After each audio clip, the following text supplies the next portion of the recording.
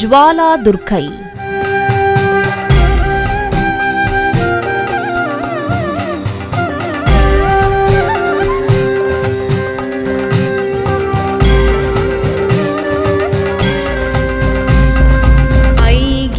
नन्दिनि नन्दितमेदिनि विश्वविनोदिनि नन्दनुते गिरिवरविन्ध्यशिरोधिनि वासि.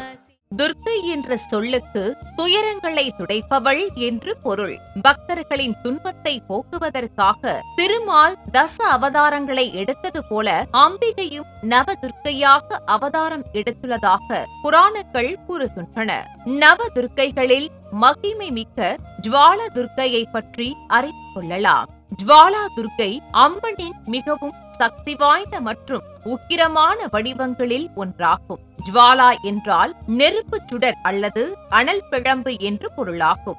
ஜோதிமயமானவளாக காட்சியளிக்கும் ஜுவாலா துர்க்கை ஒளிமயமான வாழ்வையும் பாதுகாப்பையும் தருபவளாக அருள்பாலிக்கின்றார். முன்னொரு காலத்தில் தாரகாசுரன் என்ற அசுரன் சிவபெருமானின் மகனால் மட்டுமே தனக்கு மரணம் நிகழ வேண்டும் என்ற வரத்தை பெற்று தேவர்களை துன்புறுத்தினார். சதி தேவியின் மறைவுக்கு பிறகு சிவபெருமான் கடும் தவத்தில் ஆழ்ந்திருந்ததால் ஈஸ்வரனின் தவத்தை கலைக்க தேவர்கள் மன்மதனை அனுப்பினர்.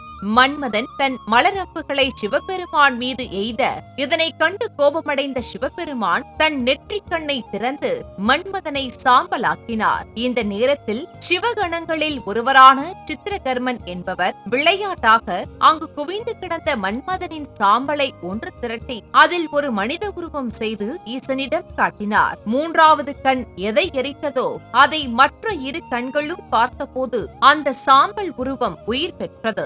அவனை தன் மகனாக ஏற்ற சித்திரகர்மன் அவனுக்கு பண்டாசுரன் என்னும் பெயரிட்டு அவனுக்கு மிக அரியதான சதருத்ரிய மந்திரத்தை உபதேசம் செய்து ருத்ரனை நோக்கி தவம் செய்ய அறிவுறுத்தினார். பண்டாசுரனின் தவத்தில் மகிழ்ந்த சிவபெருமான் அவன் முன் தோன்றி வேண்டும் வரம் கேட்குமாறு கூறினார். உடனே பண்டாசுரனும் என்னை எதிர்க்கும் எதிரியின் பலம் பாதியாக குறைந்து அது என்னை அடைய வேண்டும், எந்த ஆயுதத்தாலும் எனக்கு தீங்கு நேரக்கூடாது என்ற வரத்தை பெற்றான். இதனையடுத்து அசுர சேனையோடு மிக்க வன்மையுடவனாகி தேவர்களை தேவலோகத்திலிருந்து விரட்டிவிட்டு தன் ஆதிக்கத்தை அங்கு செலுத்தினான். பண்டாசுரனின் கொட்டத்தை கடக்க தேவர்களும் முனிவர்களும் பராசக்தியை வணங்கி மகாயங்கம் செய்தனர். யோகத்தீயில் தோன்றிய அன்னை தன் பரிவாரங்களுடன் பண்டாசுரன் அழிக்க புறப்பட்டார். யுத்த களத்தில் இரு படைகளும் கடுமையாக மோதிக்கொண்டன.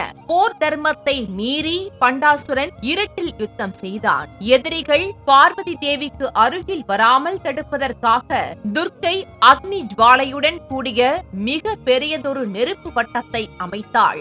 எதிரிகளின் சேனைகள் தேவியின் சேனைகளை அண்டாமல் தடுக்க அக்னி ஜுவாலையுடன் கூடிய அக்னி பிரகாரம் அமைத்த காரணத்தினால் இந்த துர்க்கை ஜுவாலா துர்க்கை என்று போற்றப்படுகிறாள். இதன் பின்னர் பண்டாசுரன் வதம் செய்யப்பட்ட பிறகு ரதி தேவியின் நிலையை அறிந்து அன்னை சக்தி பரமனை வேண்டிட ஈஸ்வரன் அருளால் மீண்டும் மன்மதன் உயிர் பெற்று ரதி தேவியுடன் இணைந்தான். அதன் பின்னர் சிவபெருமானின் மகனாக தோன்றிய முருகப்பெருமான் தாரகாசுரனை வதம் செய்தார் என புராணங்கள் கூறுகின்றன.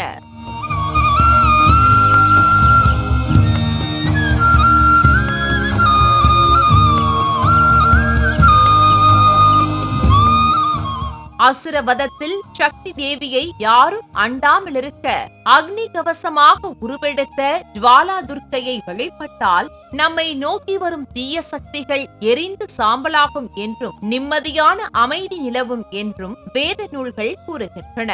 ஜுவாலா துர்கா 3 கண்களுடன் நெருப்புமயமான பானம், வில், அம்பு, சங்கு, சக்கரம், வாள், கேடயம், சூலம், தர்ஜனி முதலானவற்றை தன் திரு கரங்களில் கொண்டு சிம்ம வாகனத்தில் அருள்பாலிக்கின்றாள். ஜுவாலா துர்க்கையை வழிபடுவதால் எதிரிகளின் தொல்லை நீங்கும், வாழ்வில் ஏற்படும் தடைகள் மற்றும் கஷ்டங்கள் துன்பங்கள் அகலும் என்பது நம்பிக்கையாகும். ஜுவாலா துர்கா நெருப்பு வடிவிலான தேவதை என்பதால் தீ விபத்துக்கள் மற்றும் விபத்துகளிலிருந்து காக்கும் கவசமாக விளங்குகிறார். பயம், பதற்றம் மற்றும் மனச்சோர்வு ஆகியவற்றை நீக்கி தீய எண்ணங்களை எரித்து மன உறுதியையும் தைரியத்தையும் ஜுவாலா துர்க்கை தருகிறாள். ஜாதகத்தில் ராகுகேது தோஷம் உள்ளவர்கள், குறிப்பாக ராகு திசை நடப்பவர்கள் ராகு காலத்தில் ஜுவாலா துர்க்கையை வெளிப்பட்டால் தோஷங்கள் நீங்கி நற்பலன்கள் கிடைக்கும் என ஆன்மீக ஞானிகள் கூறுகின்றனர். ஜோதி வடிவில் காட்சி தரும் சக்தி தேவியின் மிக சிறந்த தோற்றமான ஜுவாலா துர்க்கையை